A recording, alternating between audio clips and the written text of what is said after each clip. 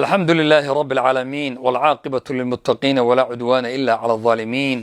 وأشهد أن لا إله إلا الله ولي الصالحين وأشهد أن محمدا عبده ورسوله أما بعد السلام عليكم ورحمة الله وبركاته ولا لهيو وحان ربائنا إذن لو ذاقو وحيابا مهمة أو كل حجراه طبعا كان بري بشهر رمضان وقدام بيه هرتوا هبين ذا إلهي أكتيسا 12 bilood habeenada ugu fadli badan waa 10kan ugu dambeeya maalmo ahaan hadii la yiraahdana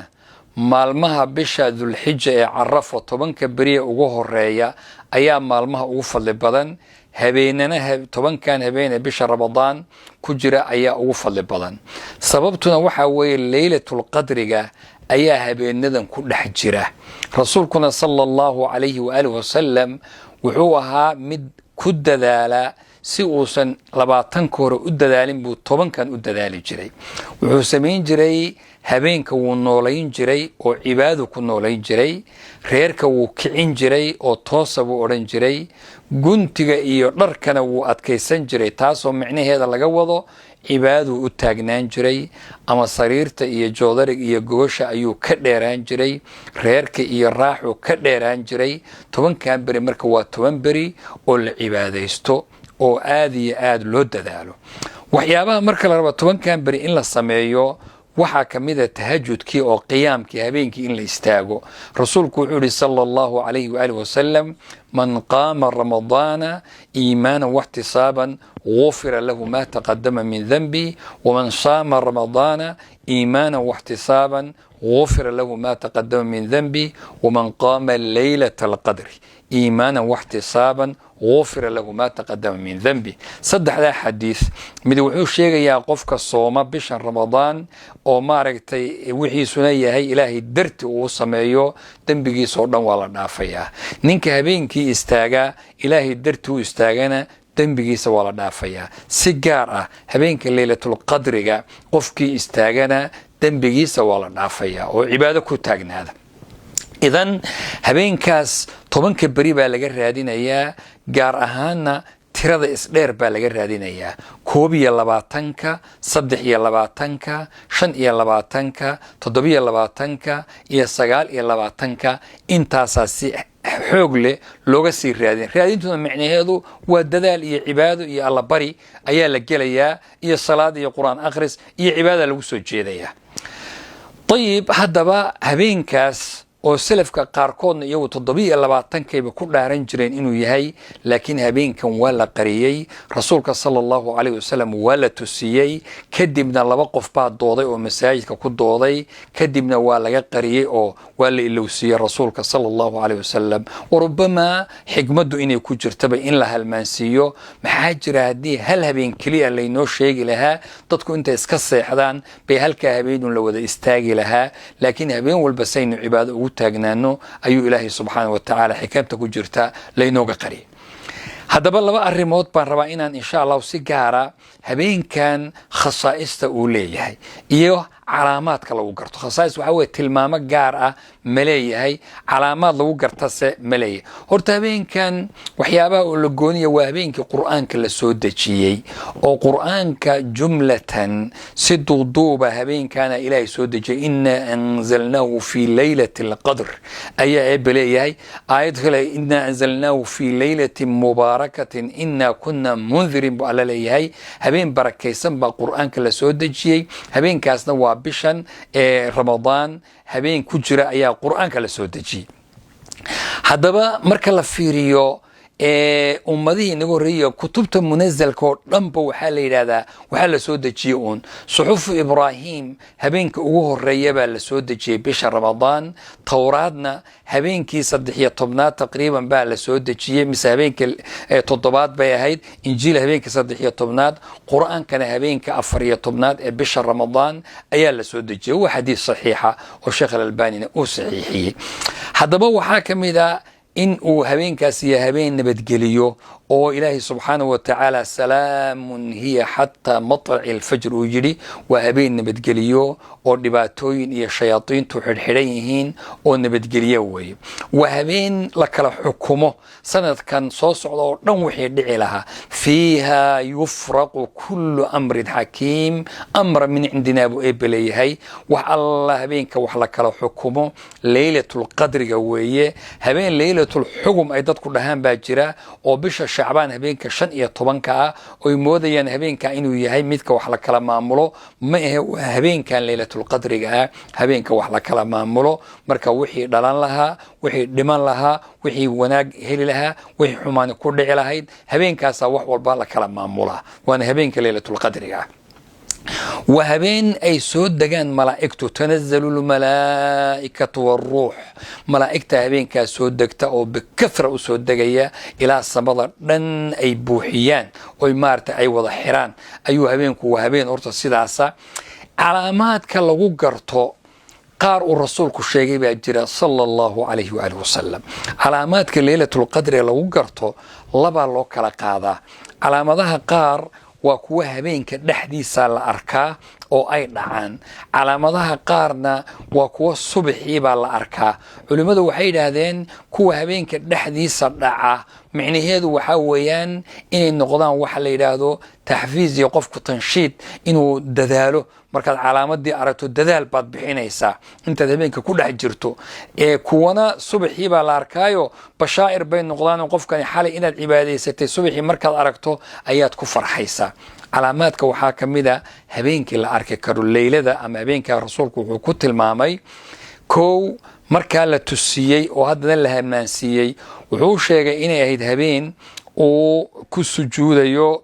calaa tiinin wama, biyo iyo dhoobo, bimacnaa roob baa habeenkaa da'aya. marka habeenkaas wuxuu dhacay baa la yidhaahdaa waagaas habeenka 21aad ayuu rasuulku sala allahu calayhi wasalam roob intuu da'ay baa la arkay isagoo ku sujuudaya calaa tiinin wama. dhoobadaasoo masaajidu dhooba ahan gogol ma ooline. marka inuu roob do'o habeenka waa calaamaadka lagu garto. calaamaadka waxaa ka mid a inay tahay leylatun talqa laa xaratun walaa baarida. habeen saafi ah oo maaragtay aan kulaylna ahayn, habeen degan weeyaan oon kulayl ahayn, qabowna aan ahayn baa habeenka lagu tilmaamay inuu yahay habeenka leylatulqadrigu ilaahay uu ka dhigayo subxaanahu wa tacaala. calaamaadka waxaa ka mid a inay tahay habeen oo mudi ah oo ifaya inuu yahay, iyada waa lagu tilmaamay. marka waxaa ka mid a calaamadaha subaxii oo kale la arko inay tatlucu shamsu baydaa laa shucaaca laha. qoraxdu iyada oo nadiif ah ayay soo baxaysaa oo maaragtay shucaac iyo wax dhinacyada aan lahayn saas u soo boodaysa ayay subaxa soo baxaysaa. riwaayadka ama xadiiska qaar waxay soo tilmaameen inay tahay fii sabiixatiha inay tahay xamraa daciifa, inay tahay iyadoo daciif ah inay soo baxayso. taasoo ay ka wadaan malaa'igtii baa la yidhi habeenkii iskoraan kortay ee jahwada xidhay. qoraxdu subaxii waxay soo bixi ismana diidayaan. marka subaxii qoraxdu sidaas iyaduna ku soo baxdaa. waa calaamaadka leylatulqadriga lagu garto. haddaba walaalayaal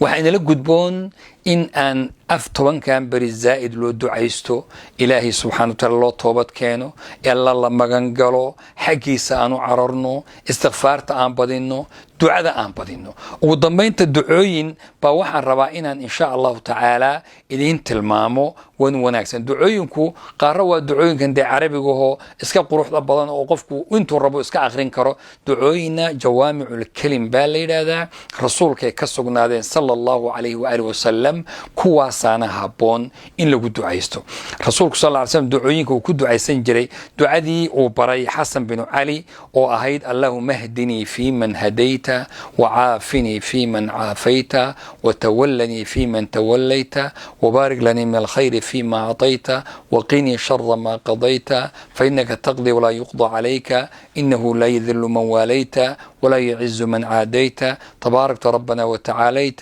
لا من جاء منك إلا إليك. الدعاء داس oo kitaabka xisnul muslimka kitaabkan yar oo xisnul muslimka la yiraahdo oo qof walba aan fili gurigiisa in laga heli karo waxay uga qoran tahay ducadaasi page-ka ee 79 hadaad soo bixiso page-kaas aad ka heli qofkii rabo ducada Xasan bin Ali oo rasuulku sallallahu alayhi wasallam awoow ahaa oo Faatima ay dhashay Xasan iyo Xuseen waad garanaysaan oo aad u jeclaa oo dhabarkiisa ku ciyaari jiray oo maaragtay waqti dheer siin jiray ayuu baray marka waa duca muhiim weeyaan ducada labaad ducada Ali bin Abi Talib baa la yiraahdayo isaguna aqrin jiray Allahumma inna a'udhu biridaka min sakhatika wa bimu'afatika min 'uqubatika wa a'udhu bika minka la uhsi thana'an 'alayk anta kama athnayta 'ala nafsika ducada iyaduna kitaabka xisn muslimka page-ka 8 ayay uga taalaa qofkii raba inuu barto Ali bin Abi Talib ayaa isaguna ducadaas aqrin jiray waa duca muhiim ah دعاء كلو وحجر عمر بن الخطاب وسجن أغرين جري اللهم إياك نعبد ولك نصلي ونسجد وإليك نسعى ونحفد نرجو رحمتك ونخشى عذابك إن عذابك بالكافرين ملحق اللهم إنا نستعينك ونستغفرك ونثني عليك الخير ولا نكفرك ونؤمن بك ونخضع لك ونخلع من يكفرك دعاء سوى دعاء ونكسن إيادنا وحيكو قرد كتابك حيث مسلم كامر لباد بيجك 8 إلى 8 يكو أياد إيادنا كهلي كرتا دعاء حاجرة رسولك صلى الله عليه وسلم عائشة رضي الله عنها أو بري أو يدنا آد ونكسن اللهم إني أسألك من الخير كله عاجله وآجله ما علمت منه وما لم أعلم وأعوذ بك من الشر كله عاجله وآجله ما علمت منه وما لم أعلم اللهم إني أسألك الجنة وما قرب إليها من قول أو عمل وأعوذ بك من النار وما قرب إليها من قول أو عمل اللهم إني أسألك من خير ما سألك عبدك ورسولك محمد صلى الله عليه وآله وسلم وأعوذ بك من شر ما استعاذك منه عبدك ورسولك محمد صلى الله عليه وآله وسلم أسألك ما قضيت لي من أمر أن تجعل عاقبته لرشدا دعاء ذاس كتاب كان كما أركن لكن كتاب صفة صلاة النبي وشيخ الألباني ولي يقفك هايستا بيجك بقول لحدا يكو أي أول قرآن تاي هذه دتك هذا جوجل كوحكوا القرآن أتكرر هذه السنة الدعاء واتكيري سيدا والدعاء دي عائشة رضي الله عنها ورسولك وجعل أيوه بري waxaa jira duco kale aad iyo aad u muhiimsan oo nin asxaabta kamid ku ducaystay rasuulkuna uu tacliiqiyo uu ka sheegay waxa weey Allahumma inni as'aluka ya Allah بأنك الواحد الأحد الصمد الذي لم يلد ولم يولد ولم يكن له كفوا أحد أن تغفر لي ذنوبي إنك أنت الغفور الرحيم دعاء مركو رسولكم مغلى صلى الله عليه وآله وسلم وحول قد غفر له ننكا دنبقي سوال دافع وقاد نينكا ولود من في دعاء أقريي اللهم إني أسألك يا الله بأنك الواحد الأحد الصمد الذي لم يلد ولم يولد ولم يكن له كفوا أحد أن تغفر لي ذنوبي إنك أنت الغفور دعاء كتاب كان حسن مسلم وعيكوتها لا بيج كأفرتن إيشان qofkii raba halkaas iyadana ka helaya duca kala jirto iyadana saxaabi kale uu aqriyay oo ahayd Allahumma inni as'aluka bi anna laka alhamdu la ilaha illa anta wahdaka la sharika laka al-mannan ya badi'a as-samawati wal ardi ya dhal jalali wal ikram ya hayyu ya qayyum inni as'aluka al-jannata wa a'udhu bika min an-nar ducadaas markuu rasuulku dhageystay sallallahu alayhi wa alihi wa sallam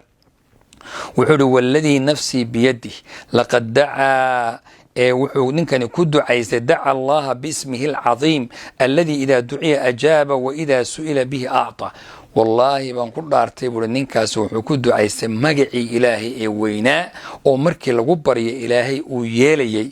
واسم الله الأعظم اسماء هذا الحي القيوم إنه يهي بأوبلا تهاليدا أنت أوبلا الله لا إله إلا هو الحي القيوم marka inuu labada eray yahay bay u badan tahay almuhim wala qariyay laakiin ismul acdamke uu ku ducaysto uu ku dhaartay rasuulku sallallahu alayhi wasallam ducadaas waxa kale ku sii daraynaa iyadana kitaabka xisn muslimka ah ayay page-ka 45 bay ku qoran tahay mar labaad page-ka 45 ayaad ka helaysaa ducada Aisha fi laylatul qadr marka tiri ya rasuulallah haduu ilaahi laylatul qadriga ituso maxaan idhaahdaa wuxuu waxa tiri Allahumma innaka afuun tuhibbul afwa fa'fu anni marka ducada iyaduna اللهم إنك عفو الدعاء دتك أنت بدن أي قانان ودنبين توحن كسو جبين دعاء يدنا جامعة وربنا آتنا في الدنيا حسنة وفي الآخرة حسنة وقنا عذاب النار في سورة البقرة وآيات الله بقول يكو وين آيات سوانا آيات وانا دعو مركا الحسنة مركا للي أدونك وحيدا علماء العلم النافع بكفسرين والعمل الصالح وعلم النافع يا عمل صالح يا خير الدنيا والآخرة الدنيا آخرة خير كوضة والحسنة في الآخرة ودخول الجنة جنة الله قالي يا إلهي سبحانه وتعالى فزع قيامة إنه قفك كبد باديو مركوا الدعاء في عن وانا آيات قرآن ربنا آتنا في الدنيا حسنة وفي الآخرة حسنة وقنا عذاب النار دعوينك مرك الله آخرية وحافي عن إن لو بالله وحمد إلهي ومرك اللهم لك الحمد كله ولك الشكر كله لك الحمد حتى ترضى ولك الحمد بعد الرضا ولك الحمد إذا رضى يوحي إلهي وقلبك وبري كدبنا رسولك أتكسل كدبنا مركات جب سؤود ربنا آتنا في هذا قدام بيسات ترى هذا رسولك إن أتكسل مرك إن شاء الله الدعاء داسي والدعاء وناكسن سداسنا آدابت الدعاء يلو دعاء استا مرك أنت صار بين نفتي ديتين inaan uga faa'iideeyo tobankan beri hala adkaysto ducada iyo istighfaartan hala badiyo sallallahu ilaahi subhanahu wa ta'ala waxaan weydiisanayaa bi asmaa'il husna wa sifatil ula inuu soomkeena aqbalo oo salaadeena aqbalo oo qiyaamkeena aqbalo oo rukuucdeena aqbalo oo sujuudeena aqbalo oo cibaadaadka dhan inaga aqbalo oo bishaan ramadaan dadka naarta laga xoreyn ilaahi subhanahu wa ta'ala inagu daro oo ilaahi subhanahu wa ta'ala maghfuurin min dhanbi inaga dhigo allahumma innaka afuwun tuhibbul afwa fa'fu anna wa jazakumullahu khairan wa barakallahu fiikum والسلام عليكم ورحمة الله وبركاته.